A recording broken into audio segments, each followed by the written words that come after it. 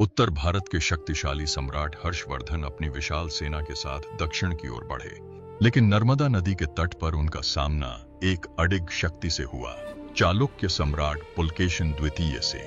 उन्होंने केवल एक शासक को ही नहीं रोका, बल्कि उत्तर के विस्तार को भी थाम दिया।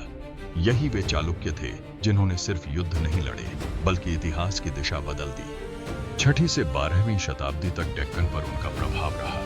उन्होंने चट्टानों को तराशकर ऐसे अद्भुत मंदिर बनाए जो आज भी समय को चुनौती देते हैं। ऐहोल में हर पत्थर मानो शास्त्रों की कथा कहता है। पट्टदकल में नागर और द्रविड़ स्थापत्य शैलियों का सुंदर संगम दिखाई देता है। बदामी की गुफाओं में चट्टानों के भीतर देव प्रतिमाएं सजीव प्रतीत होती हैं। इन शासकों ने केवल हिंदू मंदिरों का निर्माण ही नहीं कराया, बल्कि जैन और बौद्ध धर्मों को भी संरक्षण दिया।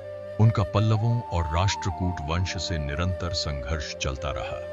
राष्ट्रकूटों ने एक समय बदामी पर विजय प्राप्त की, परंतु 2 शताब्दियों बाद कल्याणी से चालुक्य फिर सत्ता में लौटे और सिद्ध कर दिया कि सशक्त विरासत कभी समाप्त नहीं होती। यह काल कर्नाटक का स्वर्ण युग था, जब कन्नड़ साहित्य का उत्कर्ष हुआ। सचमुच, क्या चालुक्य भारत के सबसे अनदेखे स्थापत्य नायक नहीं थे?